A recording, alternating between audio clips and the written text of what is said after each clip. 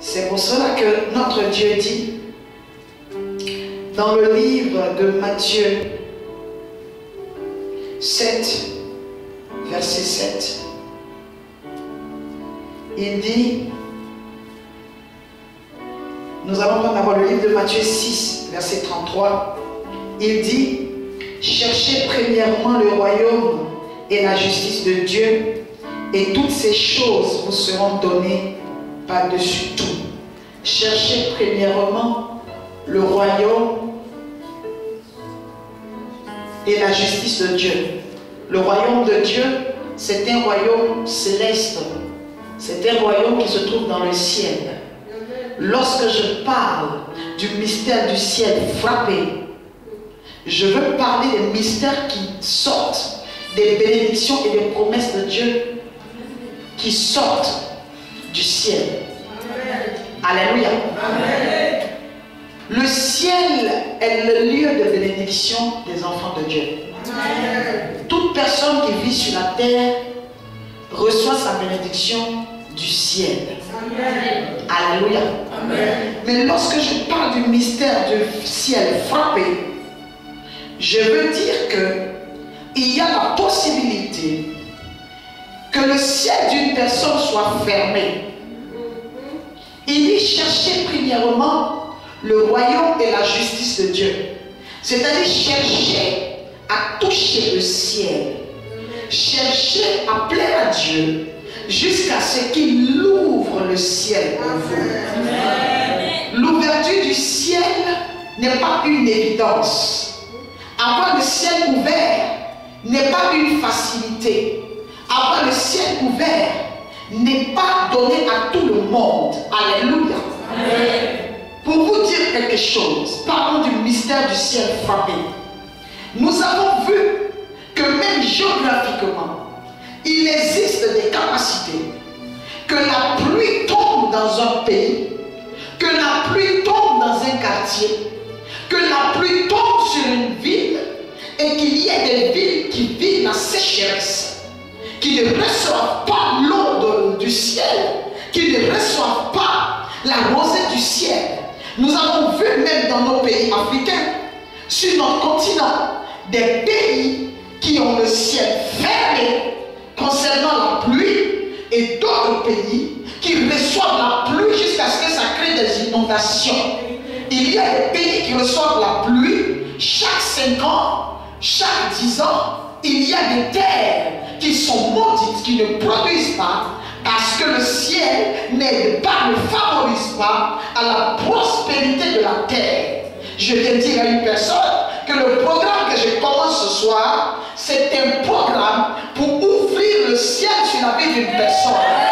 Si une personne avait son ciel fermé, si une parole de malédiction, une loi, une action avait fermé le ciel d'une personne, ce qui fait que la personne se bat, la personne lutte, la personne court, la personne marche, la personne prie, la personne jette, mais rien ne s'ouvre. Il y a un problème qui peut se poser, qui est le problème que le ciel de cette personne a été fermé.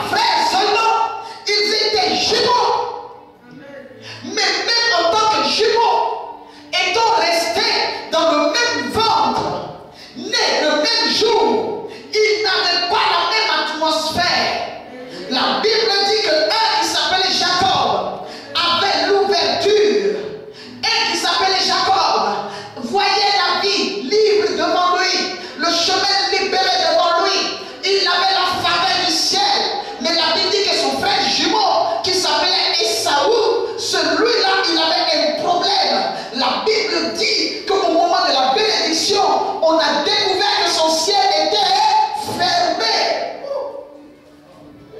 Genèse 39. Genèse 27, au verset 39 dit, ta demeure sera privée de la grâce. Lorsque je parle du mystère du ciel frappé, je veux dire à une personne qu'une personne qui a le ciel fermé, une personne qui a son ciel qui a été envoûté, une personne qui a son ciel qui a été maudit, cette personne-là finit par être privée de la grâce de la terre. La Bible dit dans le livre de Genèse 27, à partir du verset 39, que tout ce que Ésaü allait faire n'allait pas donner de résultat parce que la rosée du ciel lui était privée. On avait fermé son ciel afin que tout ce qu'il allait faire sur la terre ne réussisse pas. Je suis là ce soir en tant que prophète des nations pour parler dans l'atmosphère d'une personne et dire à quelqu'un que ton ciel va recevoir énorme ce soir. Ton ciel va recevoir une parole, ton ciel va recevoir une patte afin de bouger. Il y aura une main, une parole qui va frapper. Le mystère du ciel frappé. Lorsque le ciel d'une personne est frappé, démoniaquement, la personne souffre. Lorsque le ciel d'une personne est frappé par les forces des ténèbres, la grâce ne réussit pas. La grâce n'arrive pas à affecter, à toucher la vie de la personne qui a son ciel affecté. Il marchait Ésaü, mais sa vie était déjà vouée à l'échec. Il travaillait, il pouvait bon bosser. La Bible dit que la terre n'allait rien lui donner parce que la rosée du ciel lui était arrachée. Si ton ciel de mariage est fermé et frappé par les forces des ténèbres, tu peux t'habiller, tu peux faire tout ce que tu veux, tu peux rencontrer des hommes, tu ne pourras pas vivre la grâce du mariage, vivre le bonheur dans le foyer parce que ton ciel a été frappé de paroles, parce que ton ciel a été frappé de malédiction. C'est pour cela que je dis que le prophète, instrument de stabilité, vient dans ta vie afin de frapper le ciel frappé.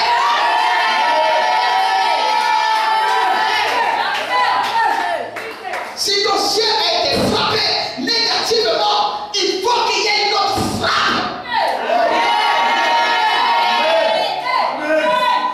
Il faut une frappe, mais une frappe en force. C'est ce qu'on appelle la force de frappe. Il faut que la force de frappe qui vient soit plus puissante que la première frappe. Le mystère du ciel frappé. Le ciel d'Ésaü était frappé négativement. Alors la terre obéissait à l'ordre du ciel. Une personne qui a le ciel frappé ou une personne qui connaît le mystère du frappement du ciel peut arrêter la vie d'une personne, peut arrêter la sorcellerie dans la famille, peut arrêter le blocage, peut arrêter la mort, peut arrêter la sécheresse, peut arrêter l'accomplissement au nom de Jésus. Le mystère du ciel frappé.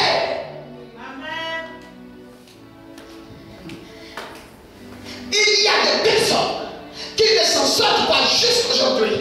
Chrétiens, baptisés, prédicateurs, prédicatrices, intercesseurs, chantent, qui n'arrivent pas à voir clair dans leur vie parce que leur ciel est sous contrôle démoniaque.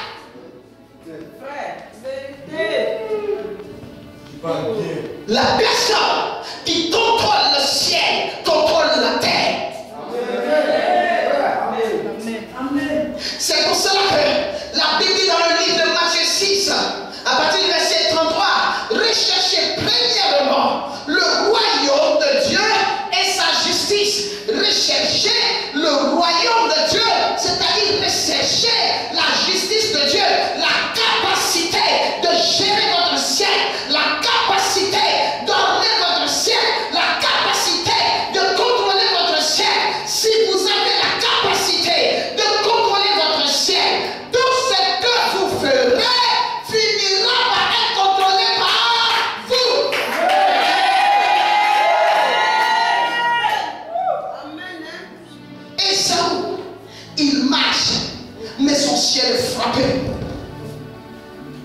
La Bible dit que parce que son ciel était frappé négativement, parce que son ciel était fermé sur lui, il ne pouvait pas avoir les résultats du ciel. Il ne pouvait pas avoir ce qu'il attendait du ciel. Quelle que soit la prière qu'il allait faire, il n'allait pas avoir les résultats de la prière. Plusieurs d'entre vous priez. Plusieurs d'entre vous marchez dans la présence de Dieu. Mais vous avez un problème. Un problème, mais qui est un grand problème. Vous ne maîtrisez pas le mystère. Alors une personne qui ne maîtrise pas le mystère a déjà échoué. Mais tout le monde ne peut pas maîtriser le mystère. C'est pour cela que Dieu oint des personnes qu'on appelle des oints de Dieu. Il oint des personnes qu'on appelle des prophètes à qui il donne la clé, il donne l'option, il donne le pouvoir, il donne la capacité de pouvoir contrôler les mystères.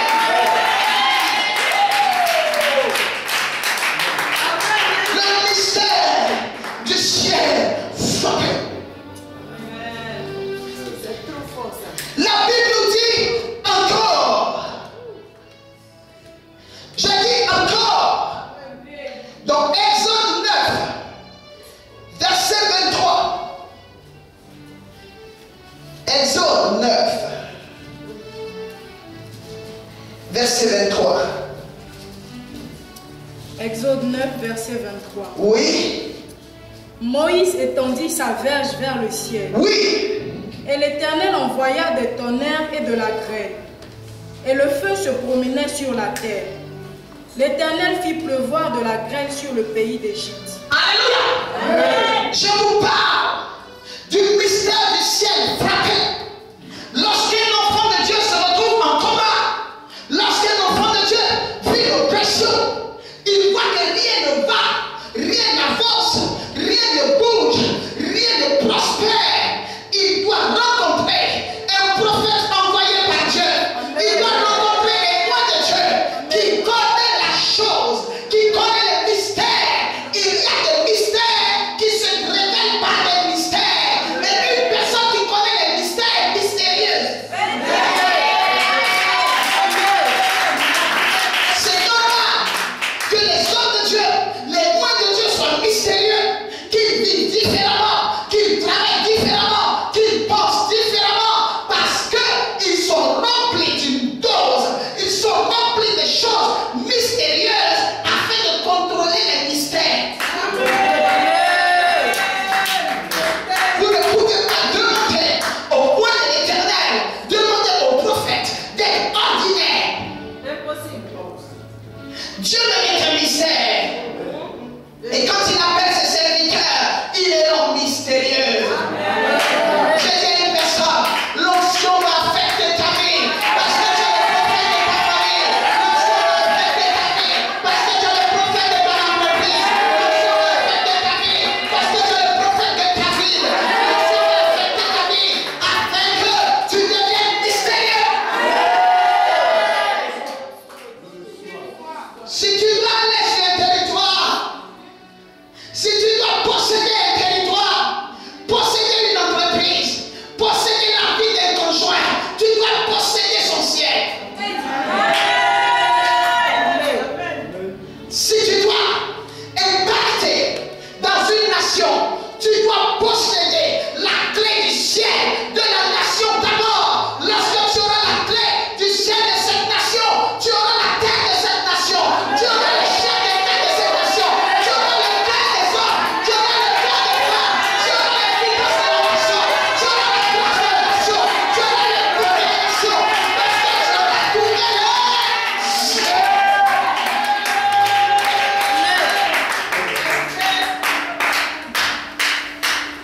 Moïse, il se retrouve en Égypte. Et il y a un problème qui se passe. La Bible dit qu'il faut commencer le combat spirituel. Ça a commencé par le fait que chacun avait les bâtons. Les mages avaient les bâtons.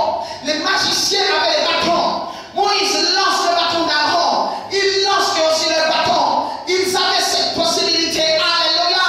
Mais la Bible dit, car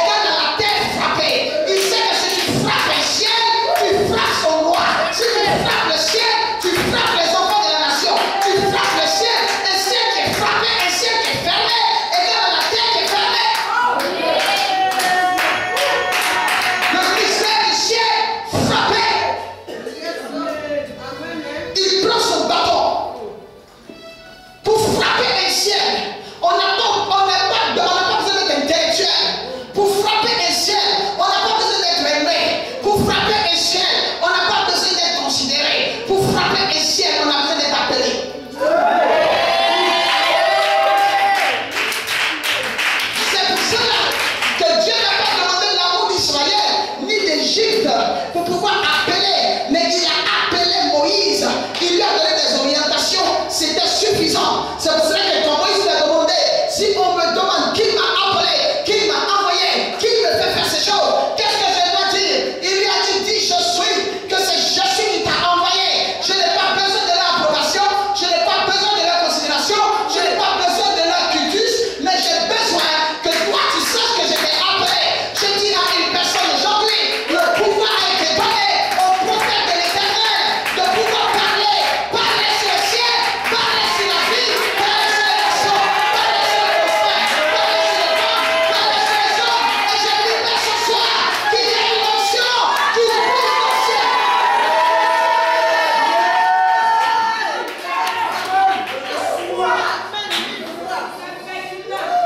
Le mystère du ciel frappé. La Bible dit quoi? Dans le livre d'Exode 9, verset 23. Il fait quoi? Moïse étendit sa verge vers le ciel. Vers Le ciel. Oui. Et l'Éternel envoya des tonnerres et de la grêle.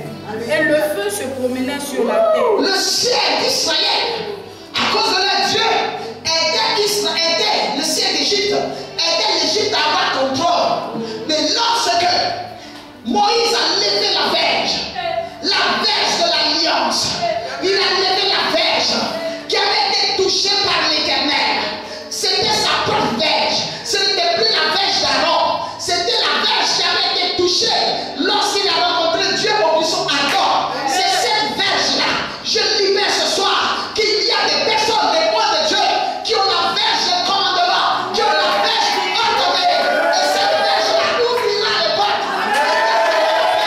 La verge de commandement. Pour frapper le ciel, pour débloquer le ciel, il faut avoir un mandat. Moïse a reçu son mandat au buisson ardent de frapper tout ciel qui croise. Je dis à une personne, l'année 2013, c'est l'année de la présentation du peuple de Dieu. L'année 2013, c'est l'année de la sortie du peuple de Dieu. L'année 2013, c'est l'année de bâtir du peuple de Dieu.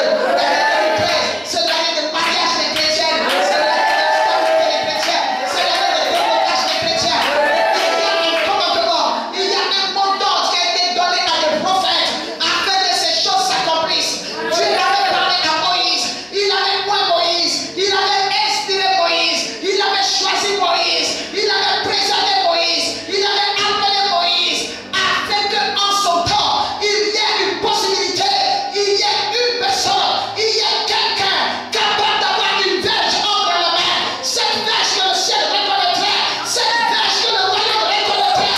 Je dis à une personne, nous avons une verge, cette verge c'est la parole.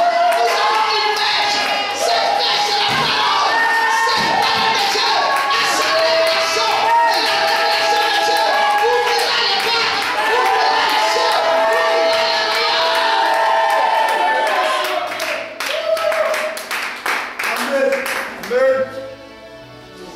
Le mystère de la verge, le mystère du ciel frappé par la verge. Chacun a son ciel. Il y a des enfants de Dieu qui ont les ciels des reins, des ciels en fer, des ciels fermés. Chaque chrétien a son ciel. Je ne sais pas ce qui se passe dans ton ciel. Je ne sais pas pourquoi est-ce que les portes ne s'ouvrent pas pour toi. Je ne sais pas qui a fermé ton ciel. Je ne sais pas qui a libéré une parole. Je ne connais pas l'alliance de cette personne. Mais ce que je sais, c'est qu'il y a le buisson ardent qui est le lieu de la révélation, de la capacité de la verge. Cette verge, c'est la parole, la verge d'autorité. Lorsqu'elle rentre dans la vie d'une personne, tout fait silence. La verge qui ne ment point, c'est Jésus-Christ. La verge d'Israël, c'est Jésus-Christ.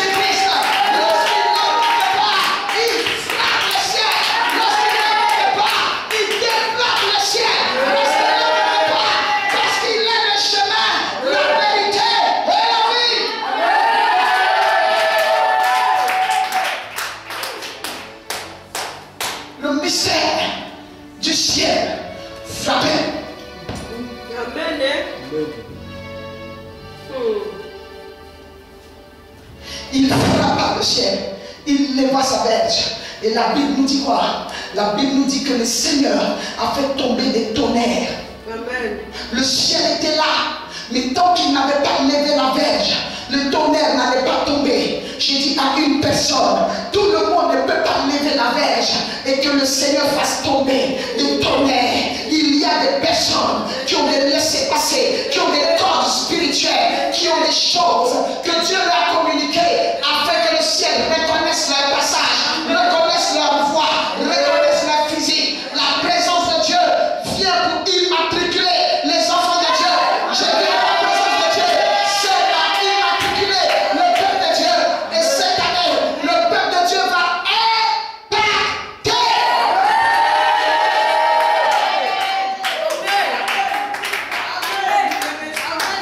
Si ton ciel est fermé, si ton ciel est frappé par la force des ténèbres, tout ce que tu fais échoue.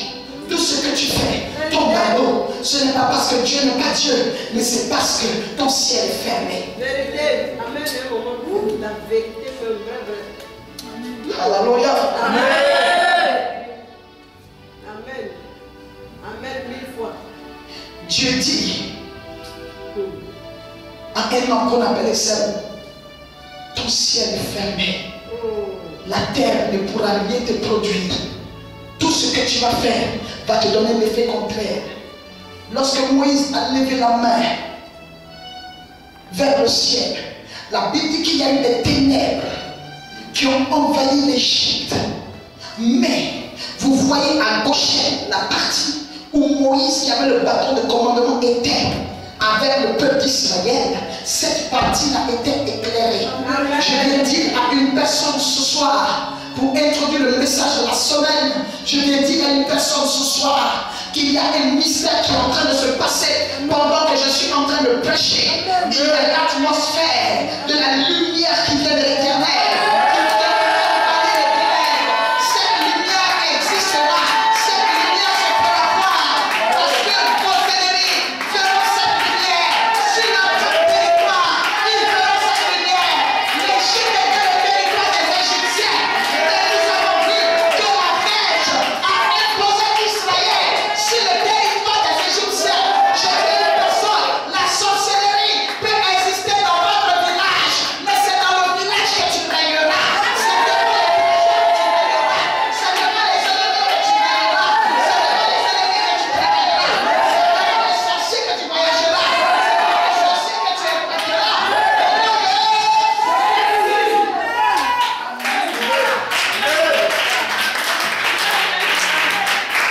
Alléluia.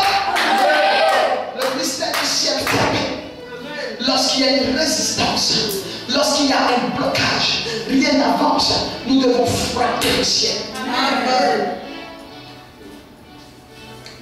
Nous prenons le livre de Lévitique 26, versets 19 à 20. Aujourd'hui, nous allons beaucoup lire la Bible. Lévitique 26, versets 19 à 20. Oui. Je briserai l'orgueil de votre force.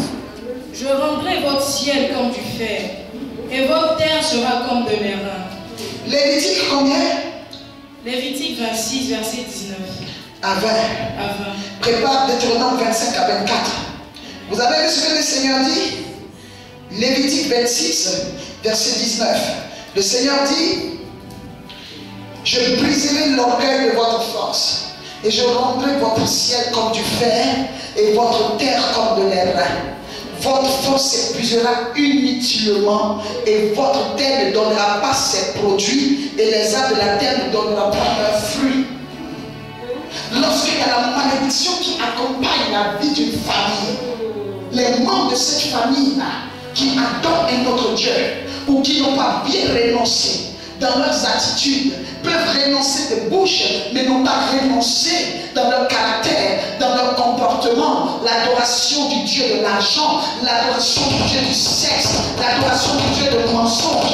La Bible dit que là, le Seigneur dit dans le livre de Lévitique qu'il brise l'orgueil. Et comment est-ce qu'on voit des signes du ciel fermé. Il dit, je fermerai votre ciel et je rendrai votre ciel dur. Je rendrai votre ciel comme de l'airain, c'est-à-dire plus dur que le fer. Et la terre ne vous donnera pas ce que vous attendez. Je viens dire à un enfant de Dieu, nous devons tout faire pour être en règle devant le Seigneur, afin que le ciel ne soit pas notre ennemi.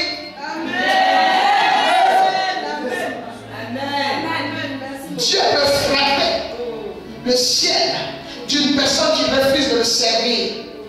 Il peut frapper le ciel d'une personne qui le rejette, qui l'insulte, qui le rabaisse. Il montrera à cette personne qu'il est Dieu. Il dit, je frapperai votre orgueil. Je viens ce soir en tant que prophète pour parler aux chiens, parler à l'os, parler aux chrétiens, parler aux païens. Chrétiens, nous devons arrêter d'être orgueilleux dans la maison de Dieu. Le Seigneur dit qu'il peut nous bénir, mais quand nous sommes orgueilleux, nous ne voulons pas laisser l'esprit prendre contrôle, l'esprit travailler à son rythme, l'esprit nous bénit quand il veut. Nous ne laissons pas l'esprit aiguiser notre destinée. Il dit que là, il frappe notre ciel. Ton ciel est fermé. Cherche à savoir si c'est l'ennemi qui a fermé ton ciel ou si ton ciel est frappé par la main de Dieu. Tu demandes des choses au Seigneur, mais est-ce que toi-même tu es préparé à recevoir ces choses? Est-ce que ces choses que tu reçois, tu veux, tu souhaites, pour lesquelles tu es prêt à aider le Seigneur, pour lesquelles tu donnes un timing à Dieu, pour dire je te donne 10 jours, je te donne 1 an, je te donne 8 mois, alors là tu commences à murmurer. Est-ce que ce n'est pas pour cette raison que ton ciel est fermé? Est-ce que tu n'as pas trop de besoins personnels et que tu as mis le ciel au second plan? Parce que la Bible dit dans le livre de Matthieu, la Bible nous dit quelque chose de très très fort. Matthieu 6, 33, cherchez premièrement le royaume et la justice de Dieu. Est-ce que toi tu recherches premièrement le royaume et la justice de Dieu? Est-ce que toi tu recherches ce que Dieu veut? Est-ce que tu recherches ce que Dieu souhaite? Est-ce que ça t'intéresse? Est-ce que c'est ce qui te tient à cœur? Est-ce que même si tu sais la volonté de Dieu, tu es prêt à l'accomplir? Le mystère du ciel frappé. Dieu frappe le ciel des personnes têtues. Ton ciel peut être fermé parce que tu es têtu. Ton ciel peut être fermé parce que tu es pressé. Ton ciel peut être fermé parce que tu es rebelle. Il y a des personnes qui disent, je sais que Dieu m'a appelé, je sais que Dieu m'a appelé, mais je lui ai dit, il fait pour moi, je vais faire pour lui. Je vais me marier d'abord. Tu ne cherches pas premièrement le royaume des cieux, tu cherches ton royaume. Alors que ce que tu cherches vient de son royaume. Tu ne cherches pas sa justice. Alors il rend ton ciel d'airain. Il rend ton ciel plus dur que le fer. Tu pries, mais c'est comme si tu ne fais rien. Dieu sonde les cœurs et les reins. Parle à ton cœur. Feuillette ton cœur. Fouille dans ton cœur. Est-ce que l'apparence que tu nous donnes dans la présence de Dieu est la vraie apparence? Est-ce que ce que tu fais croire dans l'église, tu fais croire au pasteur, tu fais croire toi-même pasteur au peuple, est-ce que c'est vraiment ce que tu es lorsque Dieu te sonde? Amen.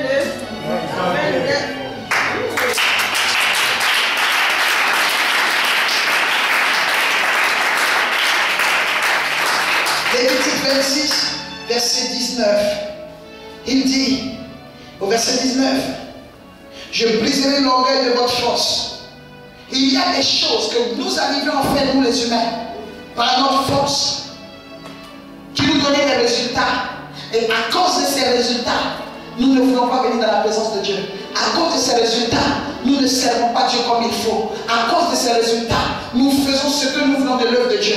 Il dit, je briserai l'orgueil de ta force. C'est-à-dire, je frapperai les résultats que tu dois avoir. Mais si tu crois que tes résultats terrestres sont fermés, c'est parce que j'ai frappé ton ciel. Si tu es renversé, tu es renvoyé dans ton entreprise, il faut te souvenir combien de fois tu n'es pas allé au culte, tu n'es pas allé à l'église parce que tu as travaillé selon toi que dimanche tu étais fatigué et que tu n'es n'es pas allé au culte du soir et que tu n'es pas allé au programme spirituel. Combien de fois? Donc Dieu te dit que c'est parce que tu as le travail qu'aujourd'hui tu trouves que c'est l'orgueil de ta force. Il frappe ton travail afin que tu n'aies plus rien et que tu aies le temps maintenant pour le servir. Il dit, je frapperai l'orgueil de ta force, la capacité que je t'ai donnée, qui fait aujourd'hui que tu deviens mon ennemi, la capacité que je t'ai donnée, qui fait qu'aujourd'hui tu te compares à moi, Dieu, la capacité que je t'ai donnée, qui fait qu'aujourd'hui tu négliges mon œuvre, le talent que je t'ai donné, qui fait qu'aujourd'hui tu ne peux pas jouer dans la maison de Dieu sans qu'on ne te donne quelque chose, tu ne peux pas servir dans la maison de Dieu de tout ton cœur, je vais te frapper. C'est pour ça que vous voyez un moment des gens qui prêchaient bien, à qui Dieu reprend la grâce, vous voyez des gens qui chantaient bien, à qui Dieu reprend la grâce, parce que ce don est devenu un orgueil. Il dit, je frapperai l'instrument d'orgueil que tu as, la force de ton orgueil.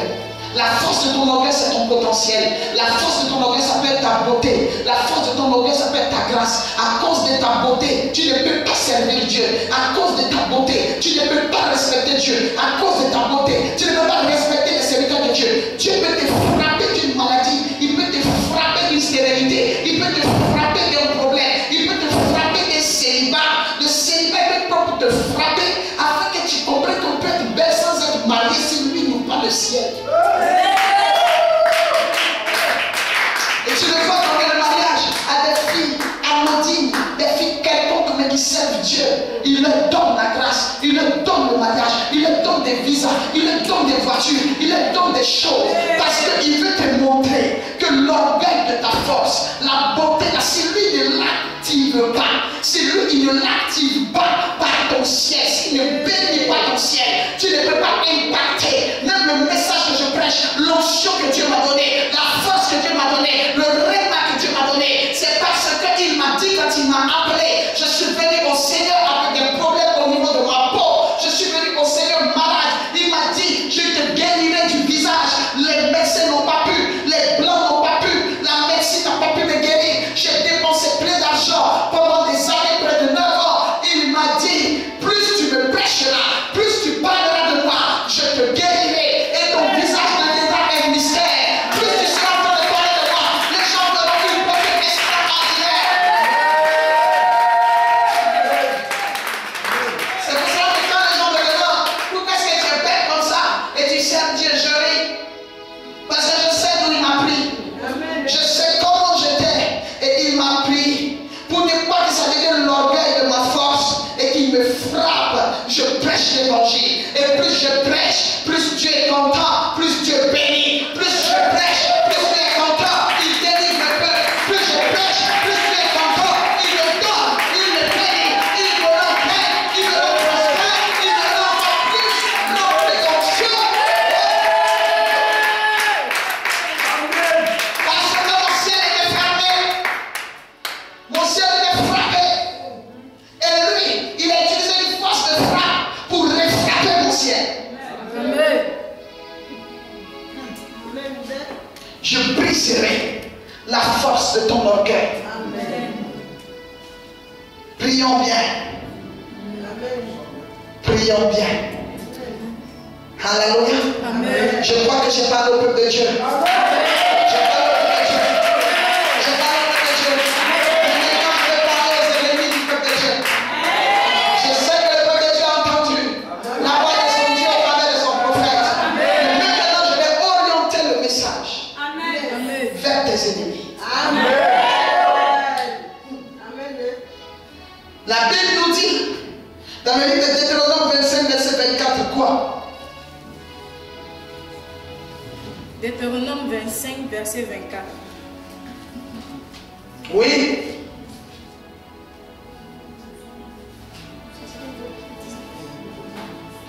Deutéronome.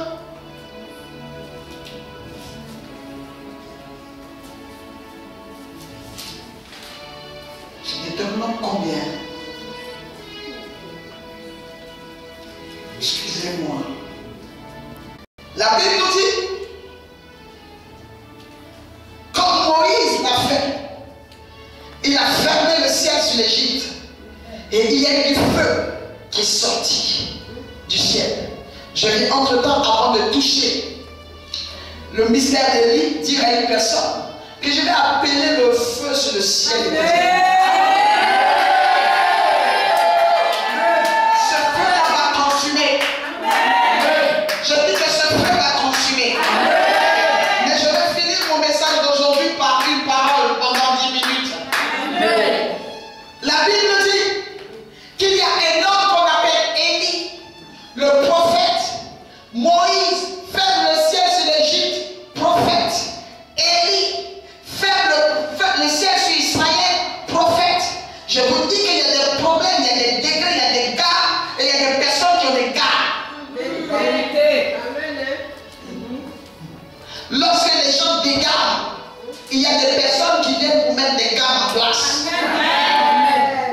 Alléluia. La Bible dit quoi? Que le roi Akab était israélite. Il a épousé une femme. Oh, j'aime trop le livre de 1 roi et j'aime trop Élie, le prophète. C'est mon collègue. Ce temps-là, Akab, le roi, a épousé une femme étrangère qu'on appelle Jézabel. Jézabel était une femme imbue de sa personne, qui venait du royaume, qui venait de Sidon. Son père était établi sur Sidon et c'était son père qui était le grand adorateur de Baal. On l'appelait Baal, le père de Jézabel. Et Jézabel est venue se marier sur la terre glorieuse de l'Éternel. Elle est venue se marier en Israël, épouser le roi qui allait donner tous les commandements, qui allait faire respecter la parole de Dieu. Elle était venue l'épouser, mais son mari Akab, puisque c'était une femme autoritaire, mais c'était aussi une femme qui l'aimait, elle a dévié la vision d'Akab en emmenant Akab à accepter les rois, les dieux de son peuple. Et ces deux dieux-là s'appelaient Baal et Astarté. On parle beaucoup de Baal, mais on ne parle pas d'Astarté. Baal veut dire fécondité. Astarté veut dire fertilité. Baal, le dieu de la fécondité, c'est-à-dire que selon eux, c'est le Dieu qui permet qu'il puisse avoir la sémence qui entre, qui produise dans le ventre ou dans la terre. Et on parle maintenant d'Astarté en tant que Dieu de fertilité pour dire que lorsque Baal te donne la sémence, c'est Astarté qui fait multiplier. Or, il y avait un mystère. Oh, merci Seigneur. Il y avait un mystère qui existait. C'est que quand Dieu a créé l'homme, il a créé Adam et Ève. Adam et Ève ont eu deux fils. Un s'appelait Caïn, un s'appelait Abel. Il y a un qui était cultivateur et il y a un autre qui était berger. Il y a un autre qui était fermier. Alléluia. Caïn était cultivateur, Abel était berger. Et nous voyons que lorsque Dieu a créé sa tribu, il a créé Israël, il a accompagné Israël de cette double portion, de cette double puissance des premiers fruits de la terre d'Adam et Ève qui étaient Caïn et Abel. Il a rendu le peuple d'Israël cultivateur et fermier. Amen.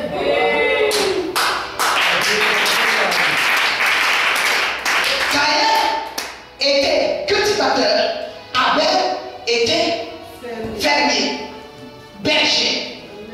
Et vous voyez que Dieu et Israël, c'est ça. Il leur a donné la capacité de culture. Il leur a donné la capacité d'abondance de culture. C'est pour cela qu'il leur a donné Canaan, où coule le lait, le miel, où il y a la meilleure production du pays. Et ce même Dieu-là parle au travers de David en tant que berger, où il parle de la houlette de le bateau. Ça veut dire qu'il a donné la grâce de berger. C'est pour ça que Jésus est appelé le bon berger, parce que humainement il descend d'une tribu des 12 tribus d'Israël. Amen. Oh. Amen. Mais lorsque nous voyons Jézabel qui vient, elle vient avec Astarté et Baal. Donc le peuple d'Israël, le roi d'Israël et même certains prophètes, ce sont des laisser corrompre en croyant effectivement que Baal et Astarté avaient la capacité, parce que selon eux, Dieu ne faisait pas vite. Parce que selon eux, Dieu ne faisait pas vite. Or, Dieu bénissait la production, mais sous condition, depuis le livre de Lévitique, sous condition. Dieu est un Dieu qui bénit, qui rend prospère sous condition. Le mariage que tu demandes, ce n'est pas un problème pour Dieu, mais tu n'as pas encore respecté les conditions qui n'ont rien à voir avec le mariage. Donc Israël n'aimait pas le commandement, mais il aimait les bénédictions. Israël n'aimait pas respecter la loi, mais ils aimaient la grâce qui sort du respect de la loi. C'est pour cela que Jésus dit, je ne suis pas venu annuler la loi, je suis venu la parfaire. C'est pour dire que je ne viens pas pour dire que vous allez vivre maintenant et sans respecter quoi que ce soit en devenant des hors la loi. Mais je viens pour alléger la loi, je viens pour parfaire la loi, je viens pour rendre la loi facile, je viens pour rendre la loi accessible. Aujourd'hui, nous prêchons en pantalon, c'est le fruit de la loi accessible. Amen.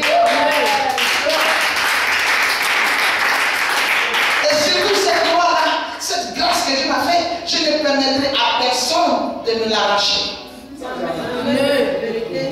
En parenthèse, pour revenir maintenant, même le règlement que Dieu me donne, il pouvait dire non, c'est une femme, je ne lui donne pas la révélation de la parole, mais il est en train de montrer quelque chose. Dieu est en train de dire qu'on progresse. La révélation est progressive. Le système est progressif.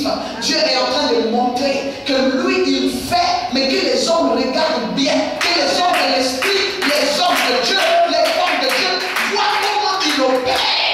C'est des gars qui bougent Dieu. Ne l'enfermez pas. Il bouge. Amen. Et c'est un Dieu qui profite des circonstances pour agir. Il profite des temps pour parler. Il profite des effets pour opérer. Amen. Nous voyons dans cette même Bible Baal et Astarté qui viennent corrompre les prophètes, qui viennent corrompre. Lorsque tu n'es pas assis, tu n'es pas affermi ou tu n'es pas sincère dans ta relation, on te corrompt facilement. Plusieurs chrétiens, plusieurs parmi vous n'êtes pas sincères dans votre soi-disant chrétienté. Vous mentez dans votre soi-disant chrétienté. Vous savez que vous êtes dans le faux. Vous faites du faux et d'usage de faux. C'est pour cela que plus il y a la justice humaine qui met en prison le faux usage de faux, il y a aussi la justice de Dieu. C'est ce qui ferme le ciel sur vous.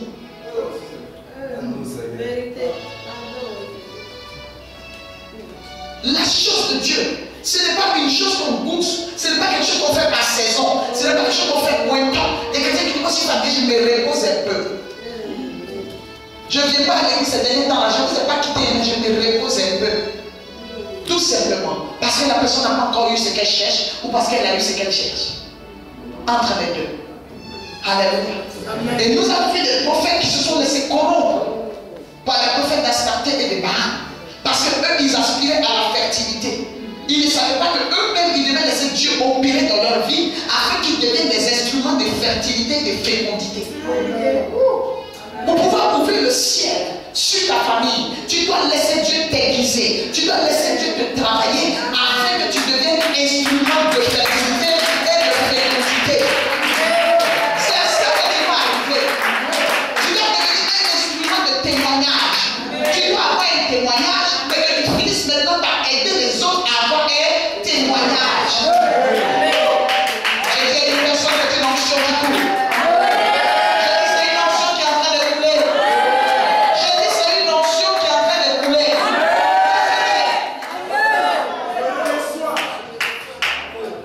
Caïn et Abel, cultivateur et fermier. Cette onction descend sur le peuple israélien. Mais la Bible nous dit quoi? La Bible nous dit que Akab vient avec Astarté et Baal, Dieu de la fécondité et Dieu de la fertilité. Mais pourquoi est-ce que le peuple opérait? Le peuple croyait parce qu'il y avait des signes. Parce que malgré le fait que le peuple était allé avec Astarté et Baal, il n'y avait pas donc un prophète qui était venu parler officiellement, un prophète qui était venu parler afin que le ciel puisse dire quelque chose. Dieu voyait cela, ça lui faisait mal, mais il n'agissait pas parce qu'il a donné le pouvoir à certaines personnes d'agir. Lorsque vous voyez des hommes de Dieu, vous voyez une femme comme moi qui se lève et qui libère des paroles, ce n'est pas l'orgueil, parce que nous avons compris que notre Dieu est bafoué, nous avons compris que notre Dieu est humilié, nous avons compris que notre Dieu est foulé aux pieds. C'est pour ça que malgré la beauté, malgré l'intelligence, malgré les diplômes, malgré tout ce que Dieu nous donne, malgré le mariage, malgré les enfants, nous nous sommes levés pour dire que nous allons parler, nous pouvons faire autre chose, nous pouvons faire notre beauté, mais nous refusons, nous sommes là, nous faisons fi de nous brisons beaucoup de choses, nous piétinons même nos sentiments, nous piétinons nos besoins pour le royaume de Dieu, parce que le royaume de Dieu est un royaume fidèle, le royaume de Dieu c'est un royaume d'honneur, le royaume de Dieu c'est un royaume qui mérite le respect, qui mérite la considération, qui mérite la célébration, qui mérite la gloire. Jésus-Christ est réel, Jésus-Christ n'est pas ennemi, il est le roi des rois.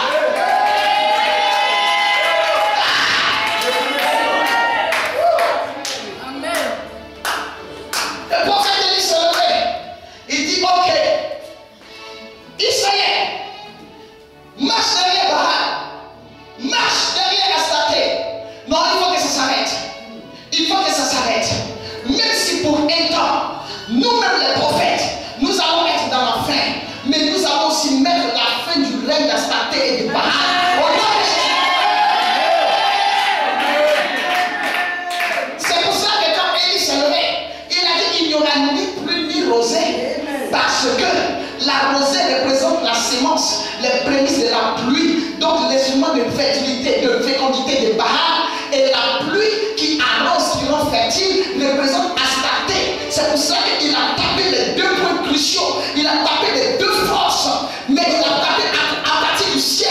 Il a dit qu'il n'y aura ni pluie ni rosée, c'est-à-dire Baal, toi qui es censé être Dieu de fécondité, la sémence, les prémices de la pluie, c'est la rosée. Nous fermons ta capacité d'apporter la rosée. Maintenant, Astarté, qui est sensible, qui est appelé Dieu de fertilité, Dieu de production, Dieu d'abondance, nous fermons ton pouvoir par la puissance de la pluie. Nous séchons, nous amenons la sécheresse, nous amenons cela. Il y a des temps où tu dois accepter de galérer malgré tout, mais tout le monde doit galérer ensemble pour le but de Dieu.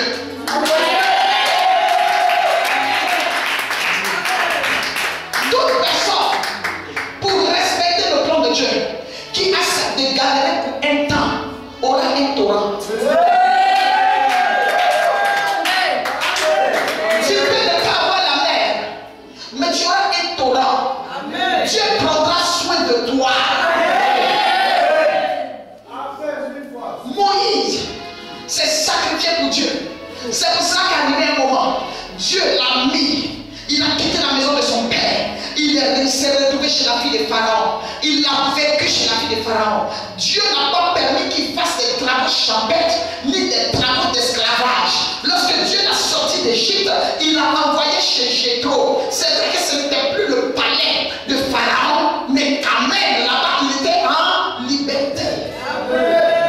Amen. Pour dire à une personne qui se bat pour le royaume de Dieu, tu auras quand même une marge de liberté par rapport à tes frères. Mais par rapport au pouvoir d'envoûtement de la famille, Dieu t'a permis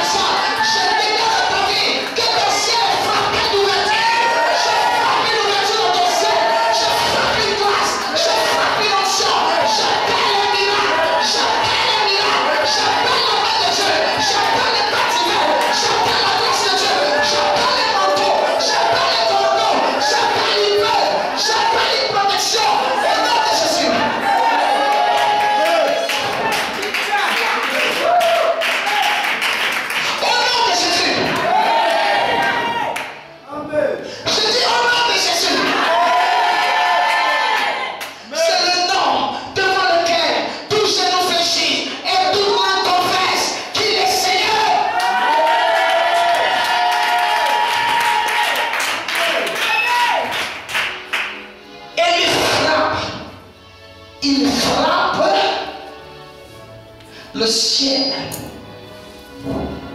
le mystère du ciel frappé. Il frappe le ciel et Dieu ne dit rien. Dieu ne dit rien.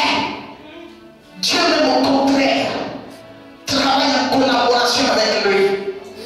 Une personne qui vient pour ouvrir le ciel d'une personne. Cette personne-là, si le ciel est ouvert pour que le royaume de Dieu grandisse, Dieu me laissera frapper.